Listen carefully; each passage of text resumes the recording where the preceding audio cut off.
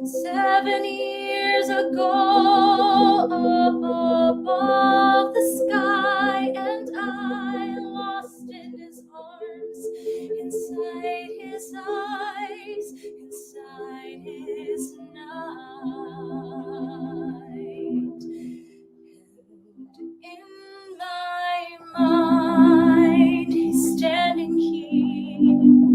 I feel him breathe, I feel his heartbeat. He comes to me, takes my hand, takes me away, far away from here.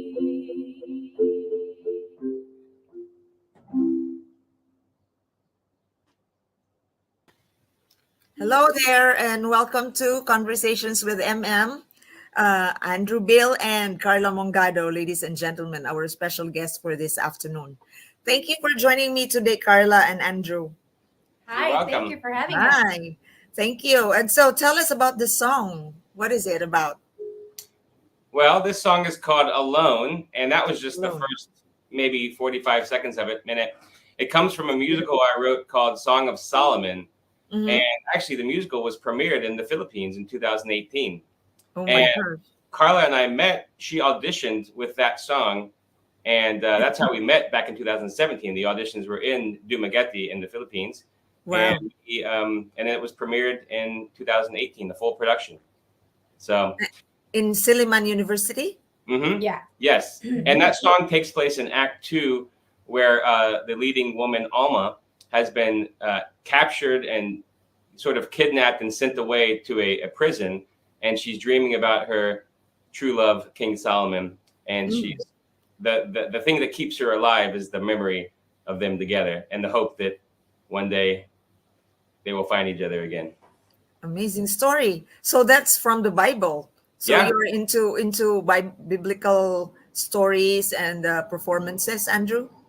Yes, well, that the show came about because I wrote a 22-minute, what's called a song cycle for Marimba and Voice. I wrote that in 2006, and I premiered it at NYU, where I got my degree, and I premiered it in 2006. And then in 2008, I was playing it in Chicago, downtown Chicago, with string orchestra and voice. And somebody in the audience said, "This has every emotion in it. This is spectacular. You have to turn this into a big production, just this 22-minute piece." So that got me thinking, oh, maybe I'll write an opera or a musical. And so I thought to myself, well, if I write an opera, best case scenario, it gets played at the Metropolitan Opera for like one weekend, and then it's done. Best case scenario, as a musical, it'll play for 10 years on Broadway, and a lot more people will get to see it. So I went the musical route, and that was, so I started writing that with Neil Van Leeuwen, my lyricist, in 2010, and we finished it in 2014. And then it was, we had an album come out, a concept album on Broadway Records, and that was released in 2017. And then Miguel Berganza heard that, and then he said, "I want to take this back to my country." He heard that 2 weeks after we released the album. He heard that in February of 2017. By September of 2017, we were auditioning, and by November of 2018, it was a full production in the Philippines. So that's a short story. Wow. So that's how you met the love of your life. That's right. That's right. That's how we met. Amazing, right? Auditioning for this show. Great. So like you met him, Carl, in Dumaguete. Well, you were still a student? No, I was already A professional. Yeah, so it was actually a funny story because I was on vacation and then I was in Dumaguete. Like every time I go back for vacation, I usually go to Dumaguete to see friends. And then, well, I've met Miguel when I was in college, and then so I think I bumped into him, and then he was like, "Oh, Inday, like we have an audition coming up, and would you want to go there?" But I didn't even know because it was a invitation only, I think. And then, invite and he only just kind of audition. like just sing at me in there. So yeah. Yeah, she was just visiting. And I was just literally visiting, and then. So you got to perform. Well, yeah. I mean, role? what's that? Did you get the role? Well, the funny thing is, she did get cast in the show, but then she moved to New York before the Yeah, production happened, so she couldn't actually Oh, do the production. I But actually ended up yeah, not doing it. Yeah. oh my goodness. And yeah, now you're performing it in Conversations with MM. that's right. Yes. And eventually, for our launch of Women and Media, Hmm. Yeah. which is on June 2021. Wow, look at that journey. Amazing. It's a So, oh my gosh, full circle. full circle. We've been talking about starting a Marimba and Voice duet for a while, Uh-huh. and this will be our premiere concert on June 21st. So Oh my gosh. we have a name- Really, it's we have a name. exciting. And I told Carla, like, she asked, like, we will choose to use the marimba instead of the grand piano.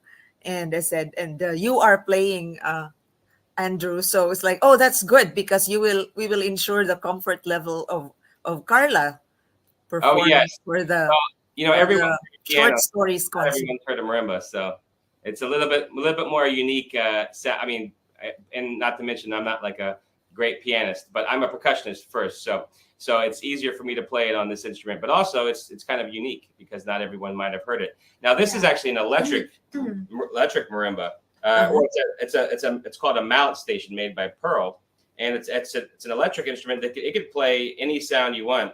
But this is a marimba sound. It's magical. The sound is like magical. Yeah, It's enchanting. so we could bring a full size marimba or use this on June 21st. Mhm. But But the full size is that even It's hard practical?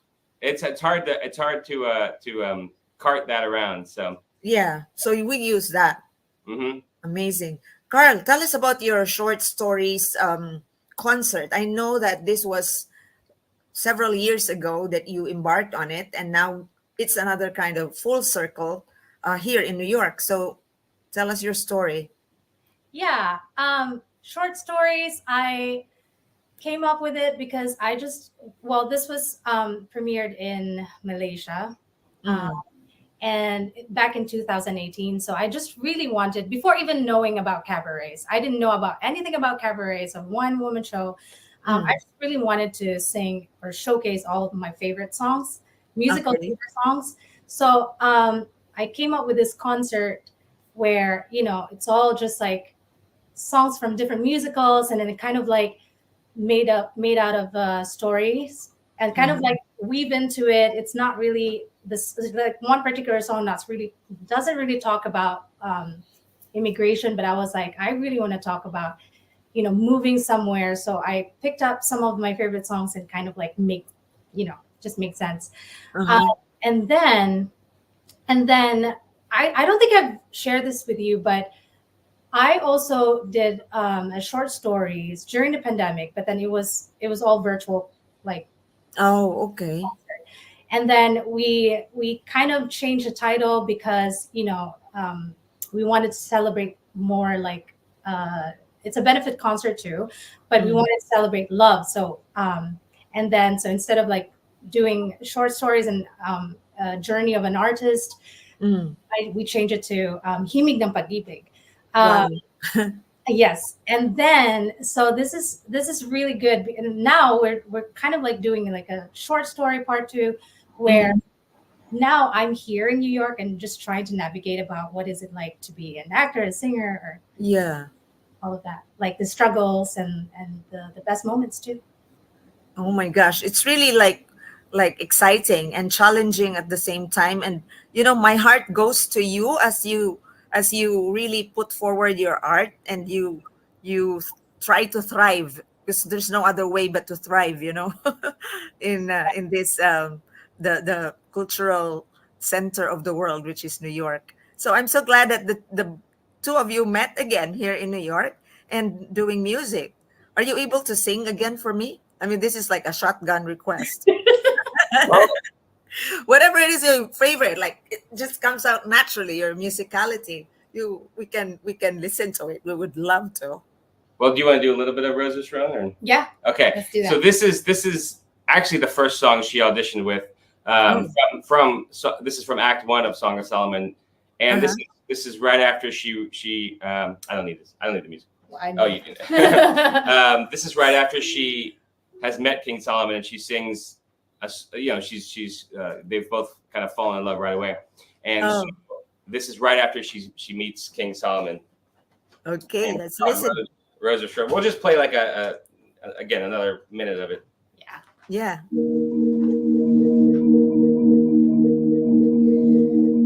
Dark am I yet lovely, O daughters of Jerusalem, dark like the tent of Kedar, like the 10 curtains of Solomon.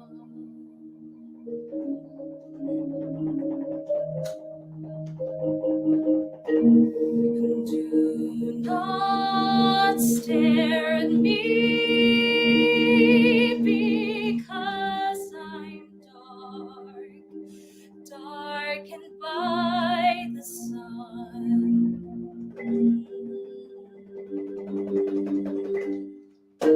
I am the rose of Sharon, a lily of the valley. One day I dreamed I will leave his vineyards. I will find my lover, Solomon, my king.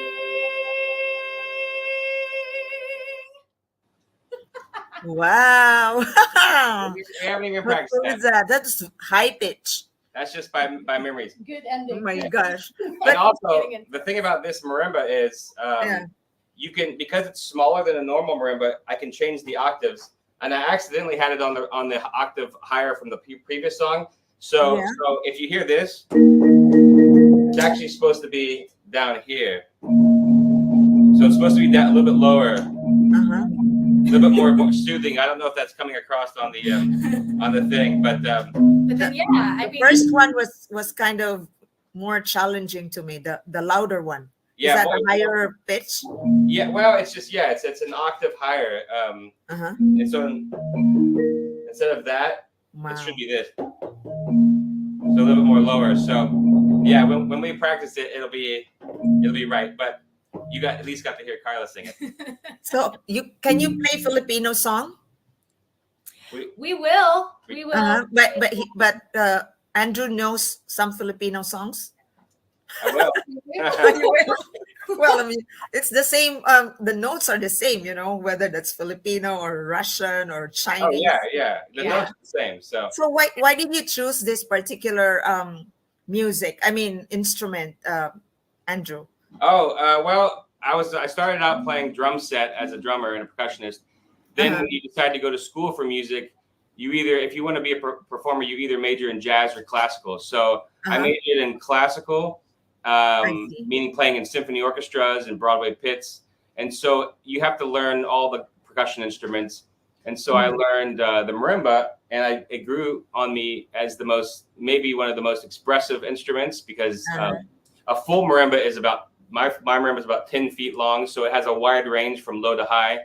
And you can play bass lines with your left hand, and you can play melodies with your right hand. So this would be like a bass line. Oh, nice. So you can, it's kind of a more expressive than, well, it has a bigger range than, say, the vibraphone, which is made of metal, and it's about maybe half the size. It just has more notes, so you can do more things. But yeah, so that's why the marimba grew to me, because it was the most options to make music, I think, on it, the most expressive. Yeah. Great. So how about Carla? Do you play a particular musical instrument? Yeah. Maybe play the piano or Yeah. guitar? I learned piano when I was in college. Mhm. It's still my main instrument right now. I see. But the first instrument really that was taught to me by my father was the Yeah. guitar. Guitar? Yes, Oh, I awesome. hardly play it right now, but like yeah, but So you read notes or do you just like listen? I do. I never read notes for guitar, but like yeah, it's piano. Mhm. I kind of minored it in college, I so see. yeah. So Andrew, why did you write the Song of Solomon? It's very biblical. Are you kind of religious? Well, yeah, I was brought up Christian. Mhm. Funny enough, my lyricist for Song of Solomon, he was brought up. His parents, I believe, were Baptist Christians. I got to check on that. Um, Uh-huh. so we both. So his dad was a biblical scholar. My Mhm. dad also was in college to be a pastor, and Mhm. so we both came from these backgrounds and I really wanted to write something that was, I grew up in the time of Les Miserables and Miss Saigon on Broadway. Uh-huh. So I wanted to write like the next big epic musical. So this was like a combination of a classical score and Middle Eastern score.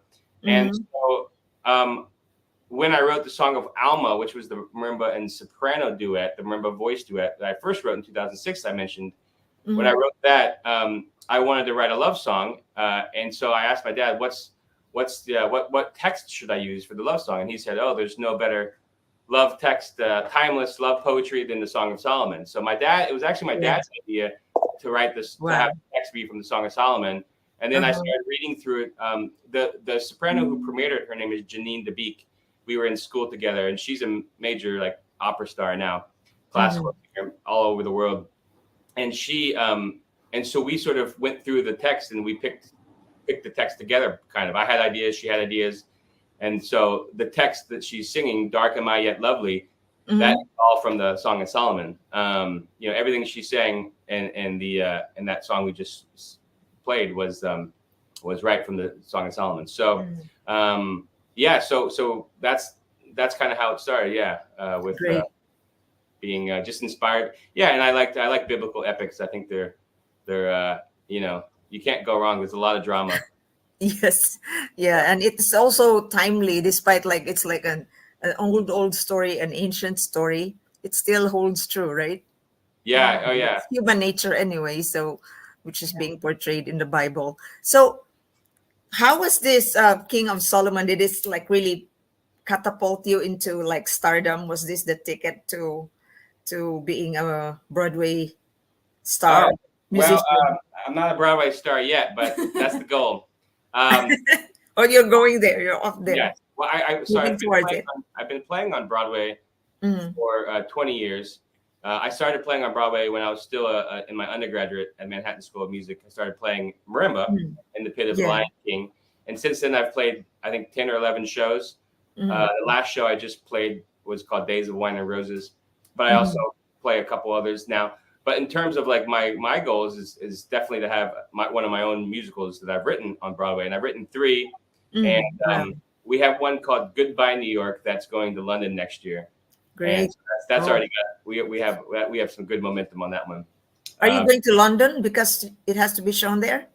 oh yeah, I'll definitely go there for the rehearsals and opening night, all the way through opening night, and then we'll see what and then the How idea would long be. will it be? Well, it could be a limited run or it could be open ended. We'll just have to see what the producers want to do, but it could Depends be. on how like the market responds, right? Yeah, it Yeah. depends on it. I mean, generally on Broadway and the West End, the show will keep running as long as ticket sells. But Yeah. tickets sell. But if it's a limited run, it's because the theater has another show coming into that, and you only have like maybe 6 weeks or something to do it. Mhm. Then you have only 6 weeks. But if there's a big enough buzz and it sells a lot of tickets, you could move to another theater, or the goal would then be to move to the New York, move it to New York and have it on Broadway, and then it runs as long as tickets keep selling. So I yeah, have a question for you. Like, what is the acid test for stage performers? Is it New York or London? what does the acid test mean? Acid test, like if you make it there, you'll make it anywhere kind of stuff. Oh, I'm sure well, he'll say New York. what's that? Maybe he'll say New York because if I think told that's the line, if you'll make it Oh yeah, in New that's York, from you'll make it yeah, anywhere. that's But from where? the Where really? that's from the John Kander, made famous by Frank Sinatra song. Mhm. New York, yeah. I mean, I think everyone thinks it's New York. I think so, probably too. I mean, Okay. but I don't think the talent is. I think the talent is just as good, if not better, in the UK. I think it's just as good, at least. I think that the directing, the writing, the acting, the singing, it's all at least as good. Mhm. Unfortunately, well, fortunately for New York is the highest paid out of everything. So I see. musicians and actors get paid more here. So maybe that's why it's considered the pinnacle. But I've personally always wanted to start one of my musicals in the UK because that's where my favorite musicals started. You know, Miss Saigon and Les Miserables. They all started in the UK and in London. So I have a sentimental goal to open one of my shows in London and then move to New York. But yeah, I mean, I think they're both just as equally as But I've asked people like a choreographer who came from the West End and now he's working here. And I was always, it's almost like the grass is always greener somewhere else. I was always enamored with. I was always really thinking, oh, the West End is the best. And so I asked him. I said, what do you think the difference? And he coming from London said Broadway was the best.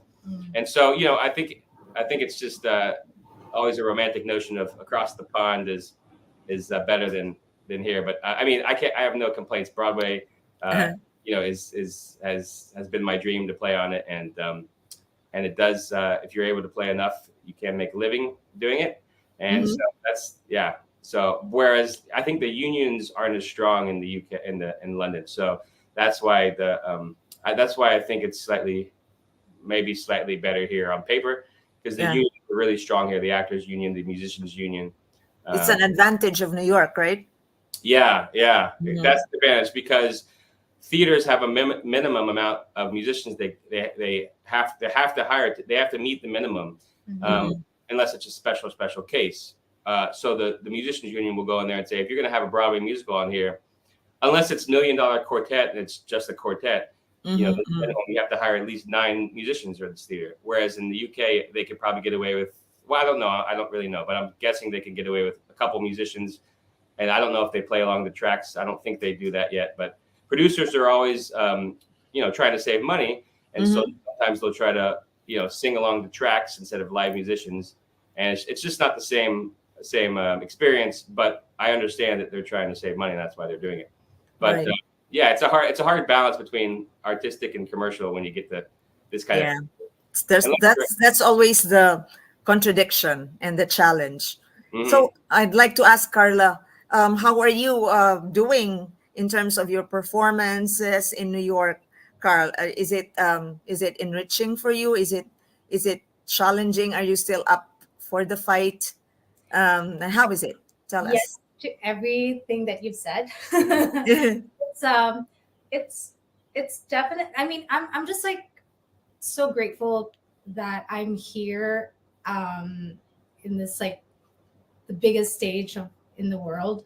It's obviously it's not always like a happy day and always like winning and auditions, but then I think what I usually get are like friendship and like just a community and just a connection.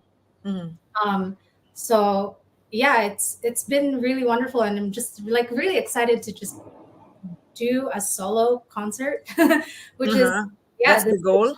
Premiere of like our Voice in Marimba as well. I mean, I probably would not be able to do that if I'm like, if I'm doing like, let's say off Broadway shows. So this is something like I'm focusing now, and so that's great.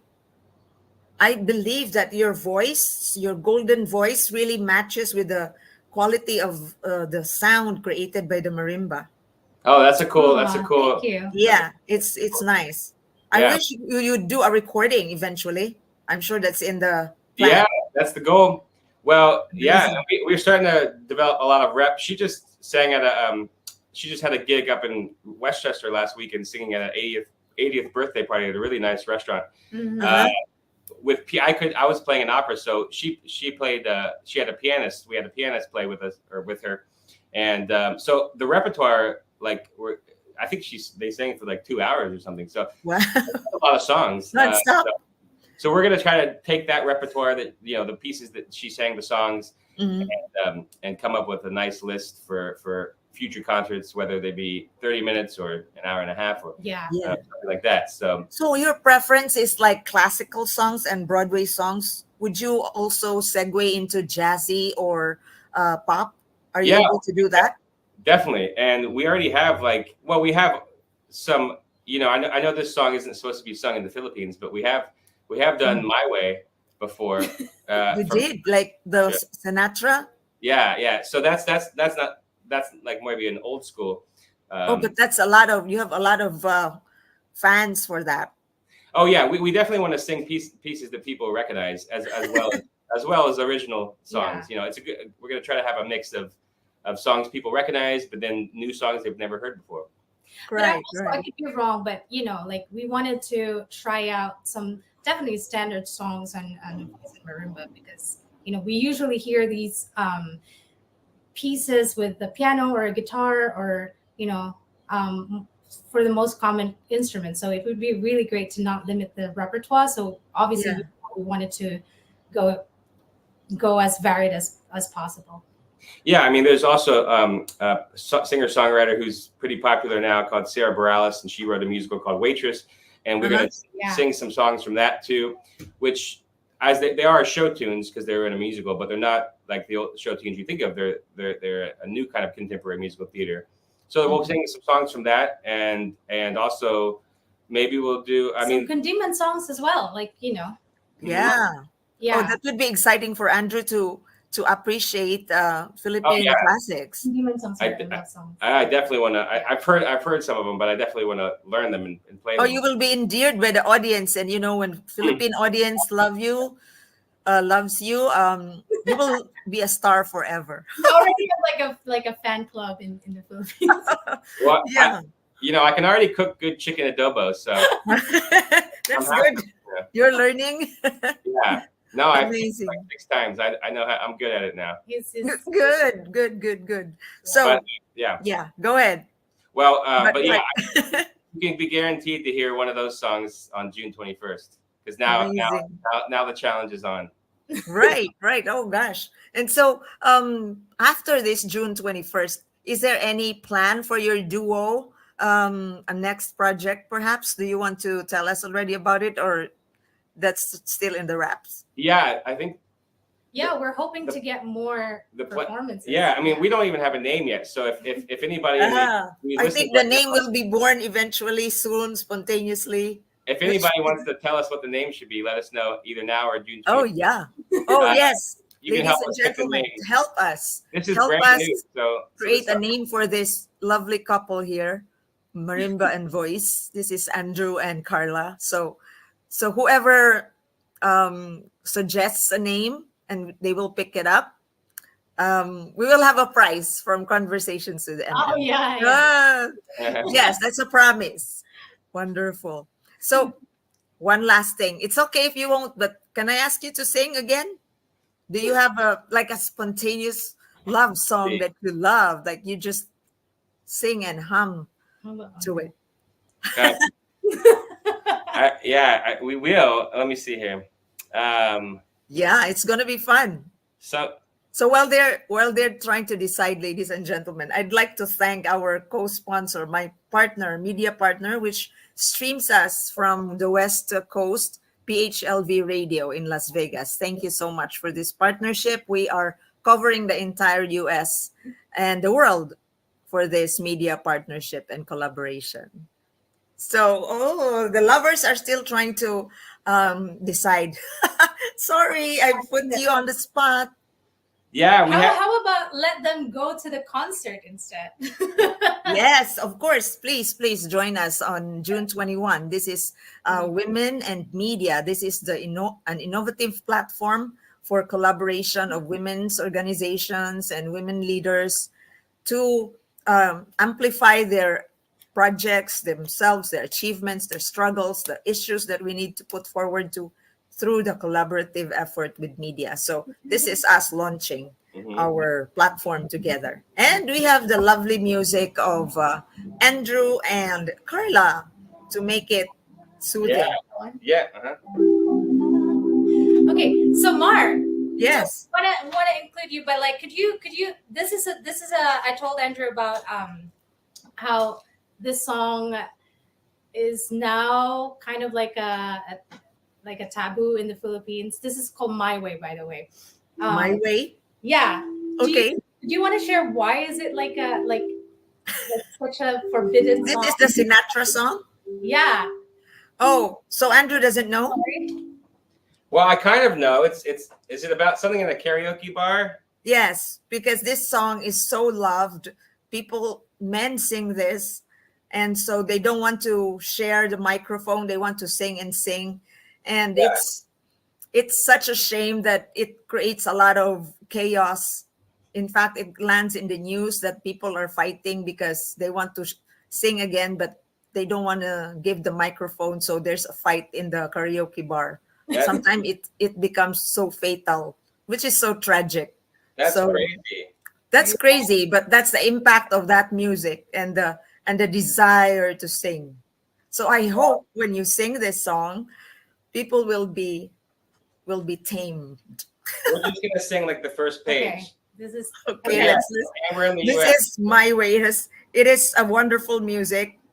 It has captivated the young and the old. yeah. And so We let's should break listen to. This is Let's like break a it. Let's world break it. anthem. It's a global Yeah. anthem too.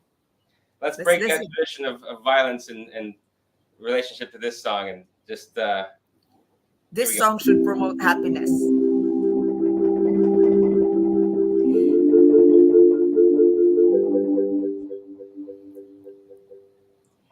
And now the end is near. Oh my gosh. So I face the final curtain.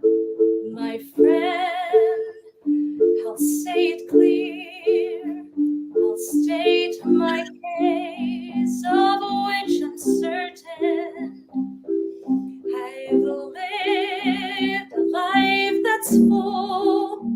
I've traveled each and every highway and more, much more than this. I did it my way. Awesome. Woo! My Way. Congratulations. And thank you so much for that wonderful sharing of your talent, Carla and Andrew. I enjoyed it so much. I apologize for asking you to sing 3 songs when you only agreed for 1 song. Should we But prepare I can't help it. Should we prepare ourselves for more requests? Yeah, maybe. in the moment. Maybe. We have no idea how the audience will I know respond. that's And you know how spontaneous Filipinos are?